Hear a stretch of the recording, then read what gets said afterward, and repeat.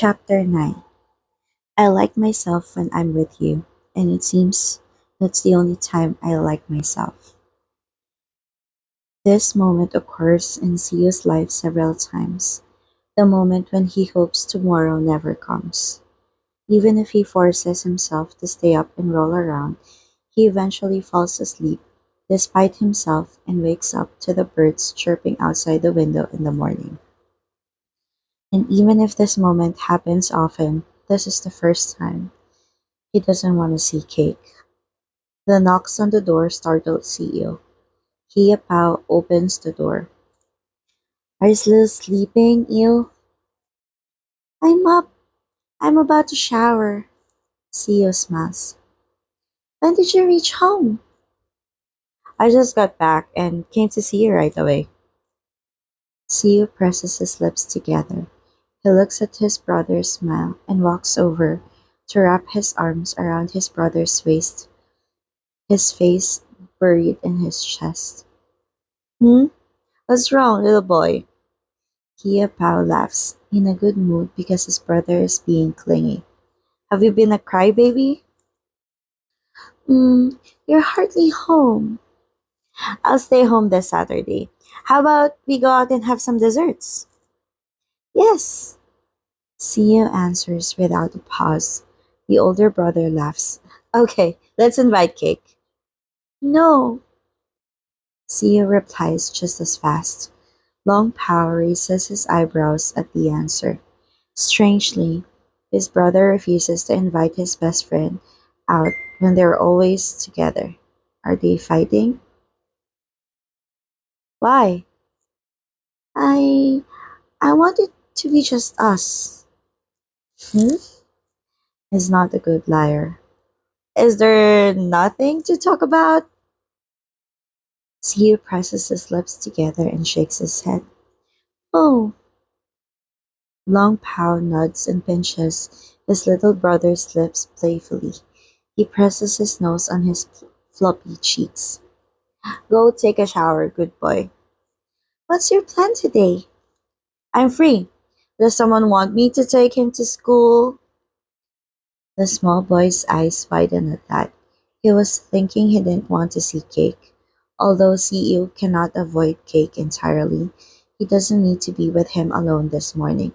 Me, I want you to take me to school, he says so quickly he almost bites his tongue.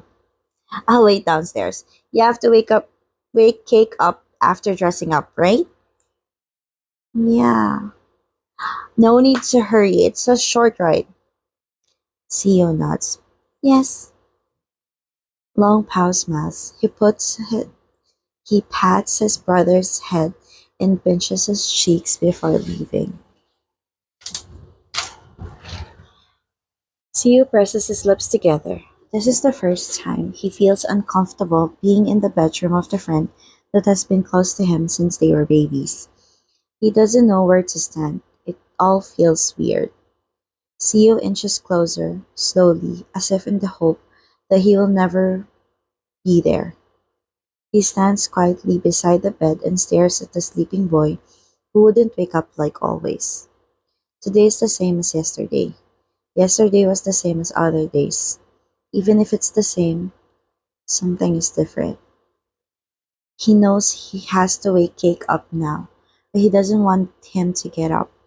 He doesn't want him to feel anything or look into his eyes. He's scared. CEO sighs deeply. He's never thought he would be uncomfortable with what he loved to do. Perhaps it's better to not realize anything. His life would have been easier. He wouldn't have overthought it. His happiness wouldn't have decreased. Cake! The smaller boy calls the sleeping room owner. He would have jumped on him had it been before. But yeah, today's not normal. It might never be. Cake! CEO shouts. He grabs Cake's arm with a blanket and shakes him until he frowns and opens his eyes. Mmm, the bigger boy stretches. Ew, it's late. You have to get up. You can wake me up properly. Cake smiles. I don't have to get up with the air knocked out of me today. Yeah, I'm so sleepy. Cake says, rubbing his eyes and sitting up. He twists his waist in exhaustion. And hungry. Kia will give us a ride to school today. Oh, how come? He's home. Seo replies, averting his eyes. It's been a while. He wants to make up for it today. I see. I'll get dressed quickly. Yeah, I'll wait downstairs. Cake lifts his eyebrows because the smaller boy gives him short answers. He's being strange today, not even having eye contact. How can he take such long strides with those short legs? Is this naughty boy upset with him again? Cone slightly lifts his eyebrows when he looks at the boy next to him. He stopped by the library to collect information about the computer system he was studying, and it occurred to him that CEO might be here. Cone searched for him in the literature section and found him reading, curling up against the pillow he had borrowed from the librarian in the corner of the shelves. Ew. Hmm? CEO flicks his eyes from the book to Kong. What's wrong? Kong snaps his fingers between CEO's eyebrows. He's frowning. You've been down lately. Nothing. CEO shakes his head. I'm fine. An unconvincing answer. Kong fixes his eyes on him with scrutiny before getting to the point. Are you avoiding cake? I'm not acting different. You sure? Are you pressuring me? Well, yes. The tall boy smiles. You usually kept your distance, but now you simply walk away from him. I don't. Are you really fine, or you just won't tell me? I won't tell you. Kong laughs. It's great to be straightforward. How odd. I've never seen you fight. We're not fighting. Mm-hmm. It's good there's nothing wrong. Don't be so gloomy. Fee's worried. CEO smiles. He knows Toffee isn't the only one worried, but a dishonest boy. Is he going home faster now? CEO isn't a liar. Yes, I don't have to wait as long as before. You don't have to wait alone for a long time anymore, huh? Yeah, but sometimes lying feels better, as long as Kung isn't troubled. Uh-huh. CEO's eyebrow twitches when Kung doesn't seem convinced. You have a coding competition, right? Go find your books. Why are you talking to me? The curly-haired boy scoffs. When CEO is irritated, he's like a small animal hissing. He frowns, makes a sad face, and is in low spirits. He looks nothing like the same old CEO. All right, I'll be off. Kung says. He stands up with a flicker of smile on his lips when he meets CEO's eyes. Kung isn't a persistent boy. CEO doesn't like to be bothered or approached. Someone is an exception, though. The boy who was named after a dessert. After classes, CEO waits for Cake at the second bus stop like usual. The difference is Toffee has a rehearsal, so he's alone. It's probably an hour today. Hey! CEO jumps when someone suddenly greets him and sits by his side. Ah, I'm San, says the unfamiliar tall boy with tan skin, short hair, and long, sharp eyes. CEO gulps. He doesn't know this person or why he greeted him. CEO's hands are sweating from the nervousness, his heart drumming uncomfortably. I saw you sitting here every day. You wouldn't get on any buses. The tan skinned boy looks back and forth. Isn't your friend with you today? No, I'm alone. May I know your name? Not fond of talking to strangers, CEO presses his lips together and nods. This person actually looks nice, doesn't he? I'm CEO. Sand grins. My place is nearby. I saw you here every evening when I walked out of the side exit, even when I was late. I'm waiting for my friend. CEO explains. He tries to have a conversation despite his hesitation. If I see you again, can I sit here and chat with you? CEO thinks and looks away, blinking repeatedly. I'm not good at chatting. It's okay. I don't have many friends. I just want to chat with you since you're alone. Sand's bright smile displays the dimples on his cheeks. You don't mind? We can be friends. I don't mind, the smaller boy says quickly, waving his hands. I'm just not good at talking. It's okay as long as you don't get bored first. I'm also not good at that. You can say I rarely have anyone to talk to.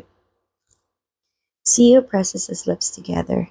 Sun doesn't look like the type to have a few friends. He smiles a lot and speaks cheerfully. Well, nice to meet you. Same here, CEO. Yeah, people rarely approach CEO first. Maybe because CEO isn't a fun person. No one wants to be with him when he's quiet. Plus, CEO isn't good at striking up a conversation, so the other party needs to start. It's no surprise if others get annoyed. Subsequently, he's totally worried that Sand has greeted him. He's afraid Sand will be bored before they become close. Regardless, CEO feels happy. And my brother fell on his butt.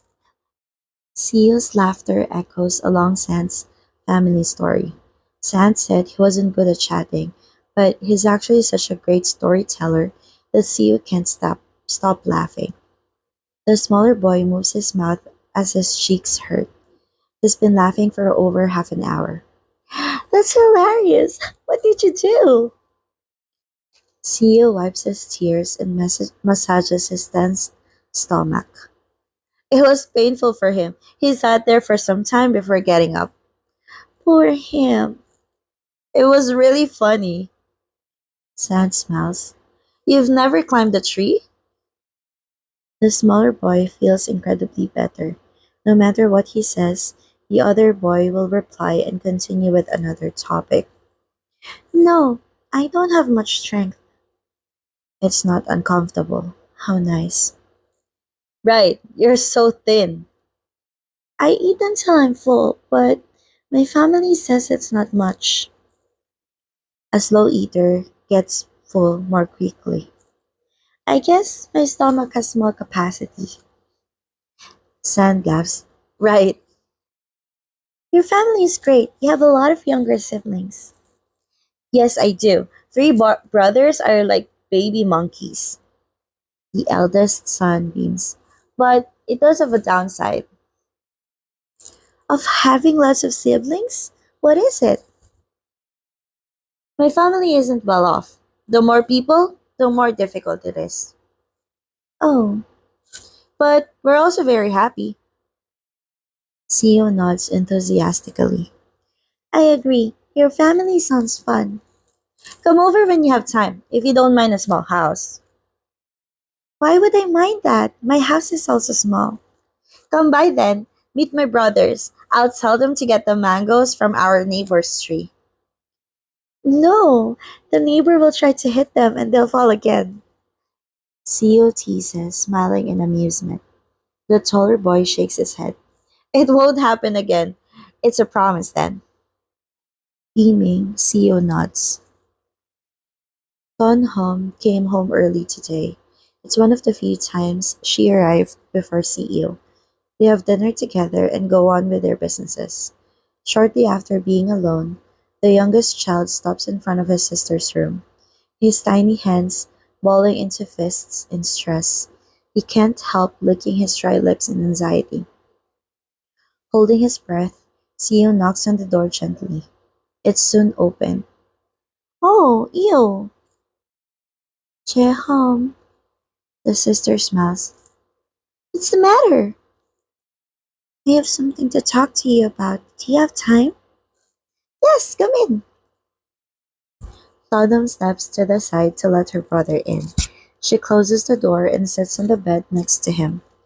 When she is about to speak, she is shocked to see his tears trickling down his cheeks. Ew! The sister touches his cheeks, wiping his tears. What's wrong? Tell me why you're crying. Seo gives no answer, sobbing even harder at the touch. The more he's comforted, the harder it is to hold his tears. It's always been like this. Tonhom exhales. She kisses her brother's forehead and pulls him into her arms, stroking his back as comfort. Don't cry. I'm here. The sobbing boy tries to stop crying. No matter how hard he tries, tears keep flowing out like a broken dam. Seo has been arguing with himself for over a week before mustering up his courage to come to his sister. He made decisions and changed his mind dozens of times until the discomfort in his heart pushed him to walk here and sit in this room. Despite 100 hours of getting ready, he is not strong enough to stop his tears. Siu believes that the more he lets others see him cry, the weaker he becomes. Cheho!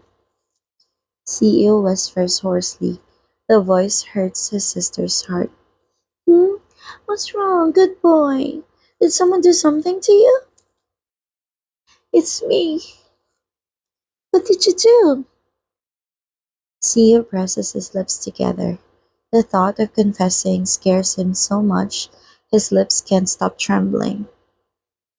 That day, the boy sniffles, trying to steady his voice. He takes his sister's arm to make her stop stroking his back. The day I watched the movie with you, Ton Home freezes. The image of those two boys kissing flashes in her head. After you turned it off, I turned on the computer to watch it at night. Ew, I'm not sure. Siu sniffles. But I think I have those feelings towards Cake. Siu's chest hurts as if someone reaches through his skin and squeezes his heart. He's afraid to look at his sister's face, what's on her mind, what she might say, and what he is. He's a weirdo. He's different from others. CEO. The voice startles him. His vision is suddenly blurry from his tears when his sister holds him tightly. It's okay. Hearing the comforting voice after receiving the warm hug, the confused boy who has hated what he discovered about himself for a week bursts into tears. Seo has no idea how many times he's cried, but it seems like the tears he lost in the past week are more than all the crying in his life combined. Ton Hom bites her lip, wondering what she should say while hugging her brother tightly. She's not homophobic, but more of the contrary. She's a fan of Korean idols, loves reading her ship's fan fiction, and has gay friends. She's not against it. But when it's someone close like her brother, honestly, she doesn't know how to deal with it. CEO. After listening to her brother sobbing for a while, Tonham decides she can't stay quiet. Who would say it if not her? "Mm, why are you crying? Are you sad?" CEO shakes his head. I don't know. How are you feeling right now? It feels like I'm doing something wrong. I don't feel normal. Her brother says in a trembling voice. I feel dirty. Ew. I'm just like my name, Cheho. What? Black. See you. Tonhom calls her brother softly. His words hurt her heart so much she's on the verge of tears. Listen to me. Siu pulls away when his sister gets serious, but he still can't meet her eyes. his gaze on his lap. You're doing nothing wrong. You're not dirty. If it's not wrong, why is everyone in the movie not happy? If it's not wrong, why is Dog's mom crying? Ew. If it's not wrong, if it's normal, why does everyone think of them as strange? Why are there only bad things? Why is it painful? Seo blinks repeatedly. Why am I not feeling good? Unable to speak, Home clenches her fists. She's thinking of her mom. What would she say if she was here? What should she say herself? I don't know what it's actually like. The sister heaves a sigh, lifting her brother's chin.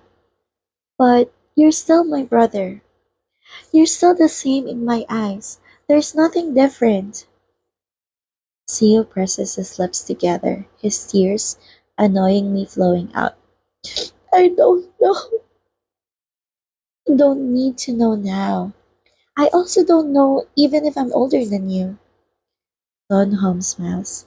It's okay. Take it slow to find the answer. What if I can't find it? You'll still be my brother. The sister looks at him with adoration. Okay? Seo sniffles. He wipes all the tears off his cheeks and nods. Yeah. Don Home sighs. Besides the issue about her brother discovering his attraction towards the same sex, the other big concerning issue is that Person is his best friend, who has grown up with him since the moment they were born. More importantly, why don't you stay over at Cake's place lately? He has a girlfriend on the phone all day. That's the conversation she had with her brother a few days ago. Dealing with his own feelings is probably not the biggest problem in the future. Cry no more, Donham says when Seo has wiped his face properly. Your eyes will be swollen. Okay. Wanna sleep with me? It's alright. Seo smiles. I'll go back to my room so you can work. Just knock on my door if you don't feel well, okay? Her brother nods. Thank you, Ja. Yeah. Good night, Seo says. He turns and walks through the door. See you. He stops his hand over the doorknob and turns around to meet his sister gaze. Yes? Seo isn't bad for its blackness. Seo is a condiment, enhancing the flavors, his sister says. You know that, right? You're important. Yeah, the small boy nods slowly. I love you, Chehom. I love you too. Tonham replies with a gentle smile. It's okay to be weak, get lost, or fall. Good night, good boy. No matter what her brother is, he's her family, one of the most important people in her life. End of chapter 9.